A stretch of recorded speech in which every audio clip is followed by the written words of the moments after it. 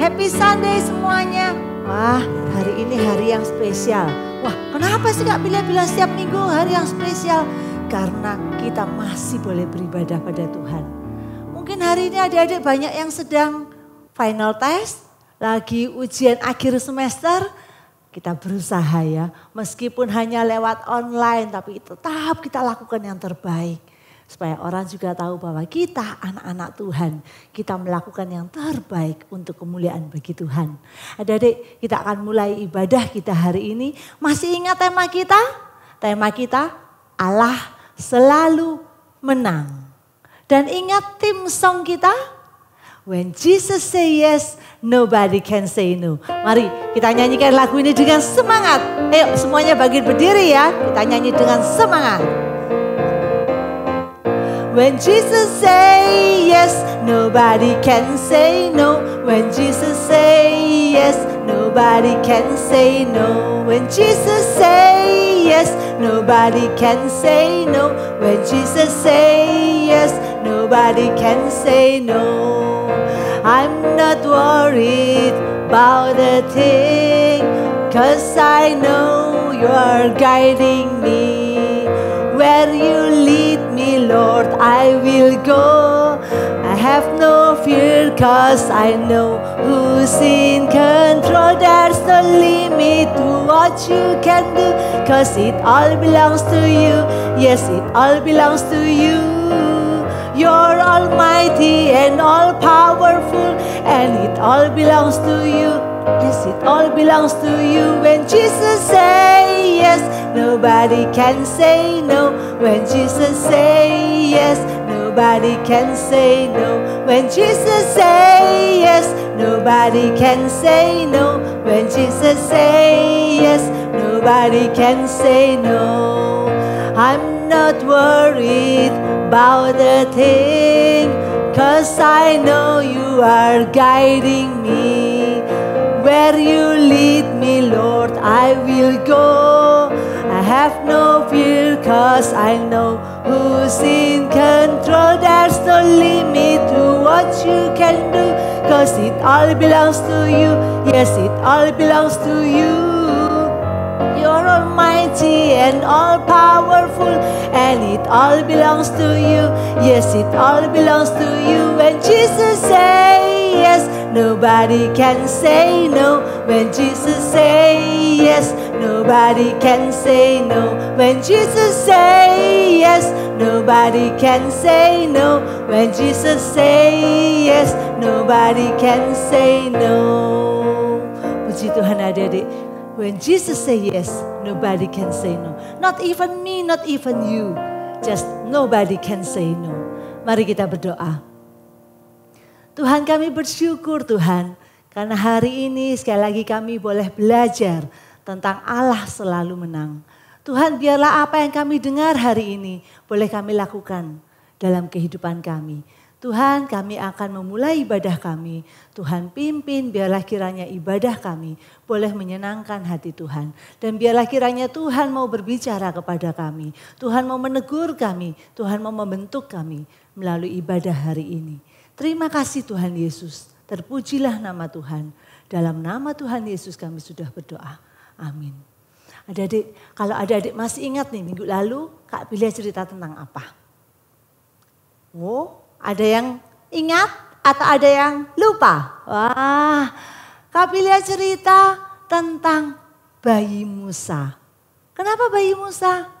Bayi Musa yang sudah direncanakan oleh Tuhan akan menjadi pemimpin bagi bangsa Israel keluar dari Mesir. Ternyata rencana itu mau digagalkan oleh Raja Firaun. Dengan apa? Dia mau supaya semua bayi laki-laki orang Israel dibunuh. Tapi akhirnya apa? Allah selalu menang. Allah menyelamatkan bayi Musa. Sehingga dia boleh diselamatkan oleh putri Firaun, diangkat dari air. Dan kemudian dia mengalami pendidikannya di dalam istana Raja Firaun. Tapi kemudian adik-adik, sesuatu terjadi lagi. Sehingga kelihatannya rencana Allah lagi-lagi hampir saja gagal. Waktu itu Musa membela bangsanya dan dia membunuh seorang rakyat dari Firaun, seorang penduduk Mesir. Sehingga akhirnya Musa harus melarikan diri dari Mesir karena Raja Firaun mau membunuhnya. Musa melarikan diri, akhirnya dia pergi ke suatu tempat yang jauh dari Mesir. Dan di sana dia menjadi seorang gembala kambing domba.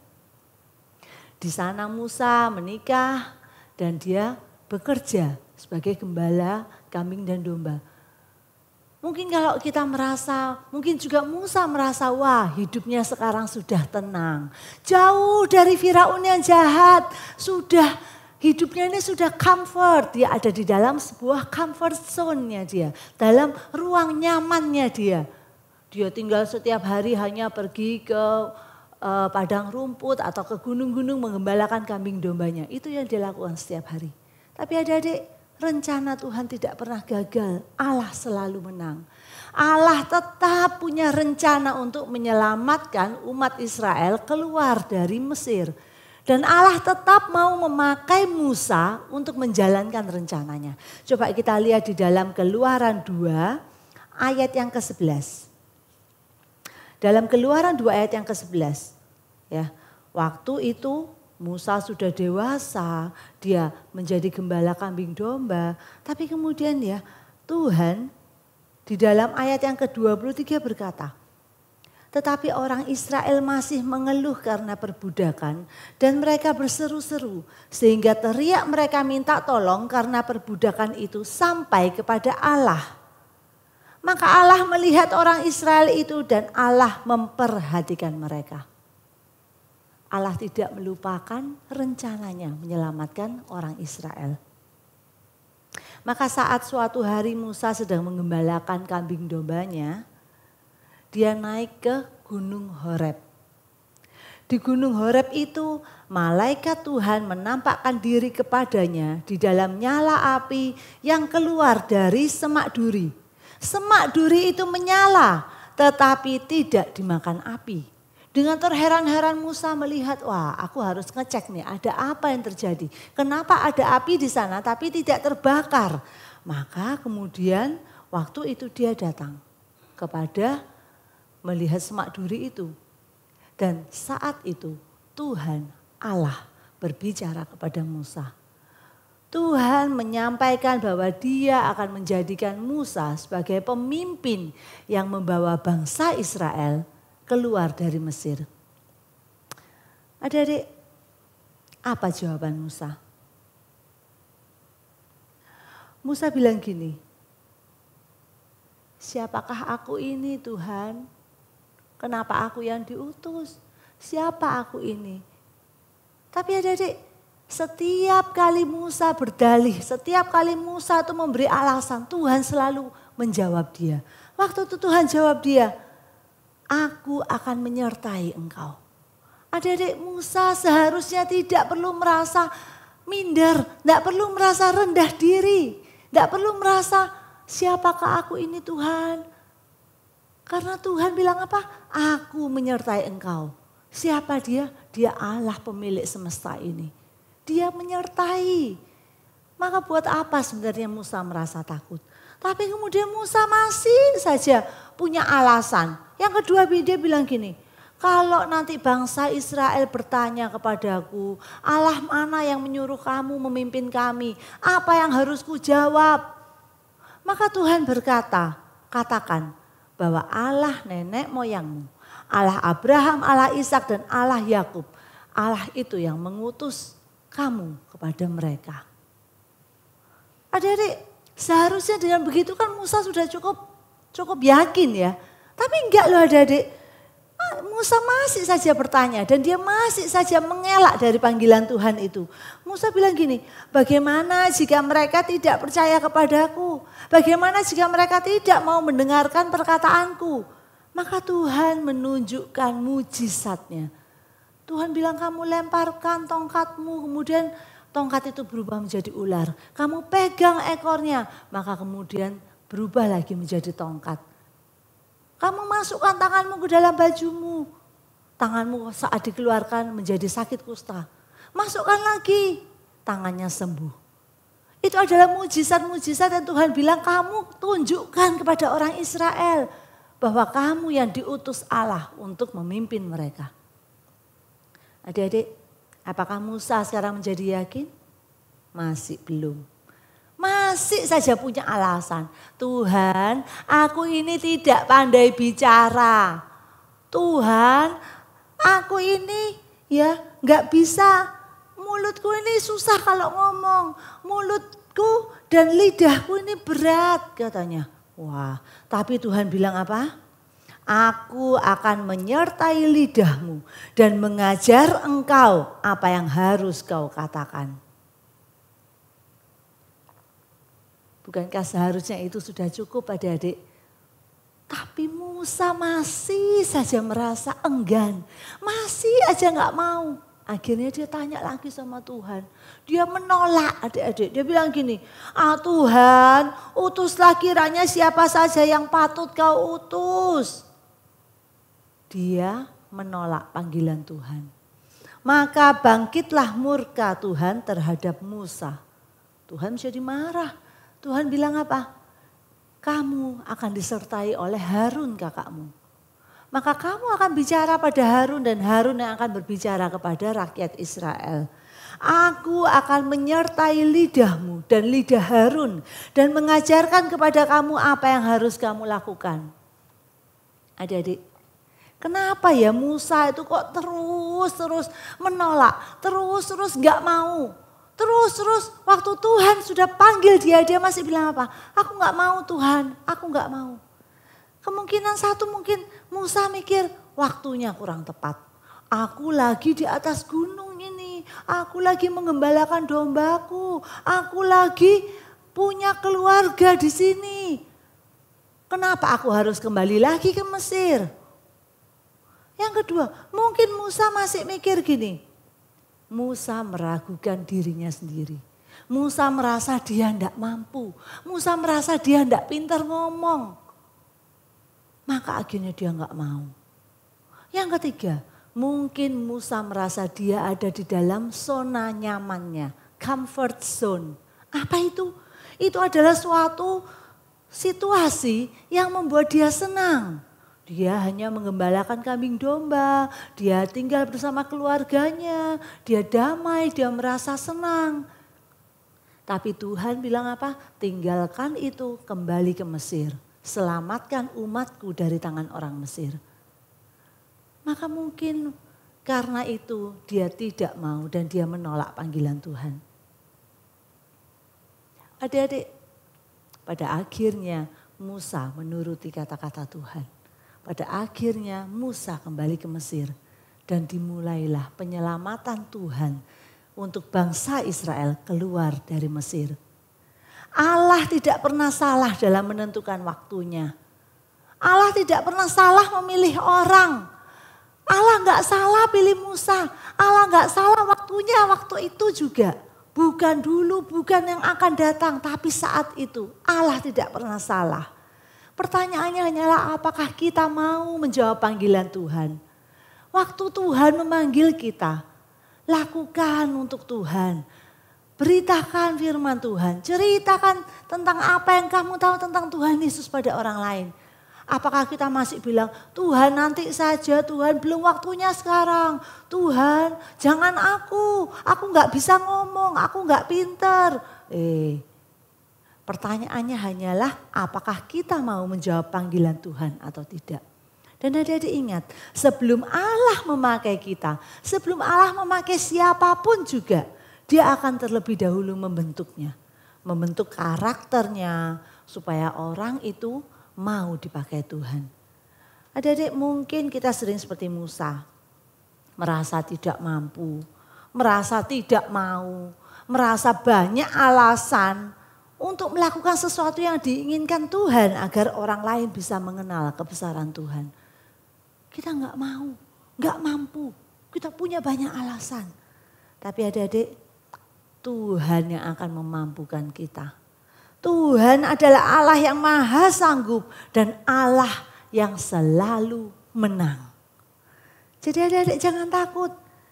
Kalaupun kita diutus oleh Tuhan, Tuhan tidak membiarkan kita berjalan sendirian.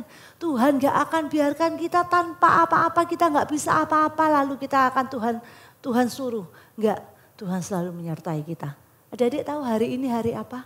Hari ini adalah Minggu Trinitas. Apa Minggu Trinitas itu? Minggu Trinitas adalah minggu pertama setelah Pentakosta, setelah Roh Kudus turun ke dunia. Di dalam Minggu Trinitas ini, Tuhan seakan-akan mau berjanji pada kita. Tuhan memberikan Roh Kudusnya untuk kita. Tuhan memberikan Roh penolong bagi kita. Sehingga kita ini akan selalu disertai oleh Roh Kudus. Kapanpun kita diutus Tuhan, apapun yang Tuhan suruh kita lakukan, apapun yang Tuhan suruh kita katakan, maka kita boleh selalu ingat ada Roh Kudus yang menyertai kita. Jangan takut, jangan punya alasan lagi untuk menolak Tuhan. Jangan bilang lagi aku tidak mampu atau bermalas-malasan lagi. Ceritakan tentang kebesaran Allah melalui hidup kita. Bisa lewat pelayanan kita di sekolah minggu. Bisa lewat kita hanya sekedar sharing cerita pada teman tentang apa yang kita alami sehari-hari bersama Tuhan. Yang paling mudah kita bisa men-sharekan link sekolah minggu kita. Tanya, kamu sudah ikut sekolah minggu? Belum? Kamu mau aku kasih linknya untuk ibadah sekolah minggu? Kita sharekan link YouTube-nya. Itu adalah hal-hal yang paling gampang.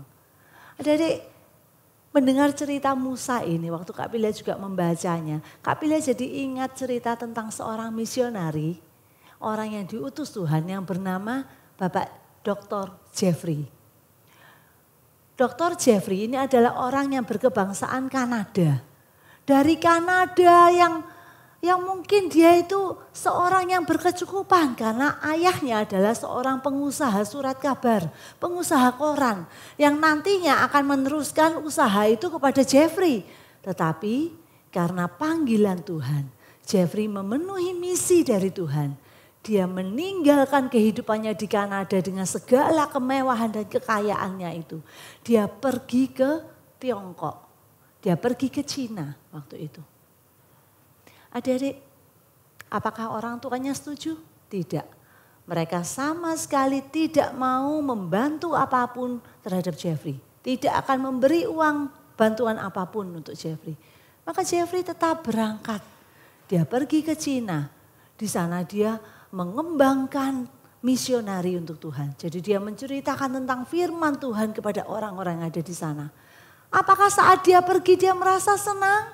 Adik-adik, dia dipanggil oleh Tuhan keluar dari comfort zone-nya. Tapi dia tetap mau pergi. Dia meninggalkan yang enak-enak di belakang dia. Menghadapi yang susah. Bahasa dia harus belajar dari awal karena tidak mudah belajar bahasa Mandarin dan bahasa Kanton waktu itu. Tapi dia mau pergi.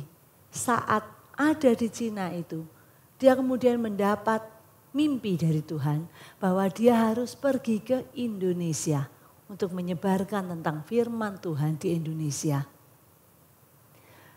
Maka Jeffrey pergi ke Indonesia dengan tidak bisa berbicara bahasa Indonesia. Dia tinggalkan lagi apa yang sudah dia bangun di Cina. Dia bangun sekolahan, dia bangun lembaga-lembaga penerbitan, dia tinggalkan semua, dia pergi ke Indonesia. Dan dia memulai lagi pelayanan untuk Tuhan di Indonesia. Pada tahun 1928, Jeffrey tiba di Indonesia. Dan dia mendirikan gereja, dia mendirikan sekolah. Dan hari ini GKKA Indonesia boleh ada sampai hari ini. Karena ada Dr. Jeffrey yang sudah membawa firman Tuhan ke Indonesia waktu itu. Hari ini kita boleh beribadah di gereja ini. Karena ada orang-orang yang mau diutus oleh Tuhan. Karena ada orang-orang yang mau dipanggil. Meninggalkan apa yang nyaman di dalam hidupnya. Mengikut panggilan Tuhan. Adik-adik kalau hari ini Tuhan mungkin bukan suruh adik-adik pergi ke Cina. Mungkin Tuhan bukan suruh kamu pergi ke Mesir. Tapi adik-adik apapun yang ada di sekitar kita, dimanapun kamu ada sekarang, apapun yang bisa kamu lakukan, lakukan untuk kemuliaan bagi Tuhan. Ceritakan firman Tuhan kepada orang lain. Mungkin cuma kepada saudaramu yang belum kenal Yesus, mungkin kepada akong emakmu yang belum percaya, mungkin kepada orang-orang ada di rumahmu, mungkin orang-orang asisten pembantu rumah tanggamu atau supirmu. Ceritakan firman Tuhan kepada mereka, sebab Tuhan bekerja lewat kita. Jangan lagi merasa tidak mampu, jangan merasa malas, jangan merasa lagi tidak mau. Tapi Tuhan mau pakai adik-adik, dan adik-adik maukah jawab panggilan Tuhan itu? Tuhan yang memampukan kita. Mungkin kita merasa kita nggak mampu, tapi kuasa Tuhan tidak terbatas. Apapun dapat Tuhan lakukan. Semua yang kelihatannya mustahil buat kita, itu mungkin Tuhan lakukan. Saat kita tidak berdaya, kuasa Tuhan itu sempurna. Kita nyanyikan lagu ini. Mujizat itu nyata.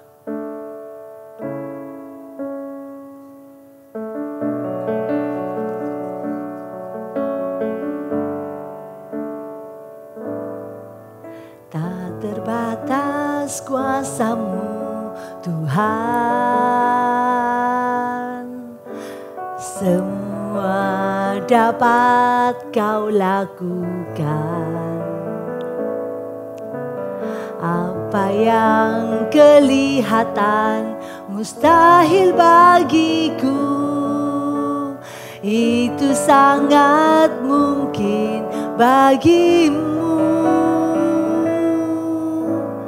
Tak terbatas kuasa-Mu Tuhan, semua dapat Kau lakukan. Apa yang kelihatan mustahil bagiku, itu sangat mungkin bagimu. Di saat ku tak berdaya, kuasa-Mu yang sempurna. Ketika ku percaya, mujizat itu nyata. Bukan karena kekuatan, namun Roh-Mu ya Tuhan. Ketika ku berdoa, mujizat itu nyata.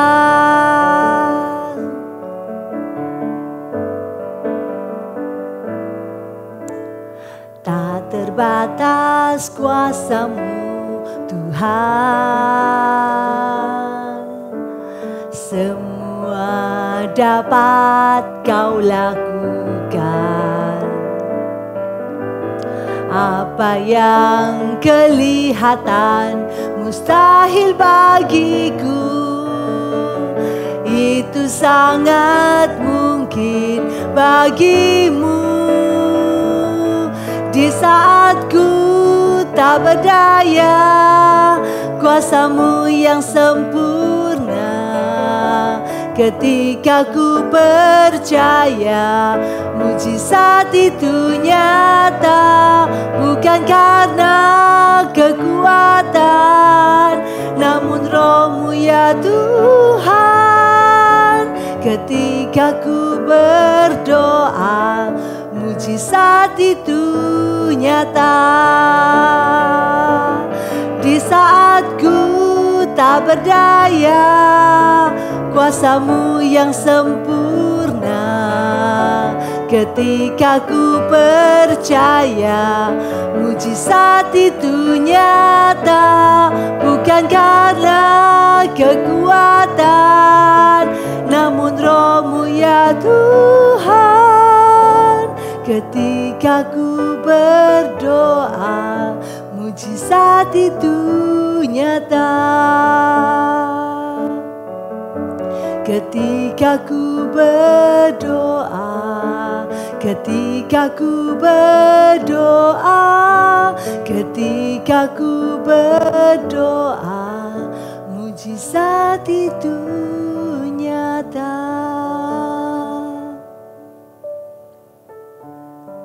Tuhan, sungguh seringkali kami merasa tidak mampu. Kami merasa kami tidak berdaya. Kami merasa enggan. Kami tidak mau menerima panggilan Tuhan. Tuhan, tapi kami percaya kuasa-Mu yang sempurna itu yang memampukan kami. Supaya kami boleh menceritakan firman Tuhan. Menceritakan kabar baik kepada orang lain Tuhan. Tuhan, kami percaya Tuhan terus menyertai kami. Melalui Roh Kudus-Mu yang terus menuntun kami, memampukan kami. Untuk melakukan apa yang Tuhan ingin kami lakukan dalam hidup ini. Terima kasih ya Tuhan Yesus untuk ibadah hari ini. Di dalam nama Tuhan Yesus kami sudah berdoa. Amin. Adik-adik, AHA kita hari ini diambil di dalam Mazmur 103 ayat 19. Mazmur 103 ayat 19. Tuhan sudah menegakkan tahtanya di surga dan kerajaannya berkuasa atas segala sesuatu. Tuhan sudah menegakkan tahtanya di surga dan kerajaannya berkuasa atas segala sesuatu. Oleh karena itu adik-adik, jangan lagi kita merasa tidak mau, merasa tidak mampu, merasa tidak lagi berdaya. Karena Tuhan selalu menyertai kita. Dia yang kerajaannya ada di surga dan di bumi. Dia yang selalu memampukan kita. Jangan lupa berikan persembahan untuk Tuhan di dalam bejana untuk Tuhan. Kita berikan yang terbaik bagi Tuhan. Ibadah kita hari ini sudah selesai. Kita akan ketemu minggu depan. Stay safe, stay healthy, stay at home. Don't forget to keep praying. And God bless you all. Bye-bye.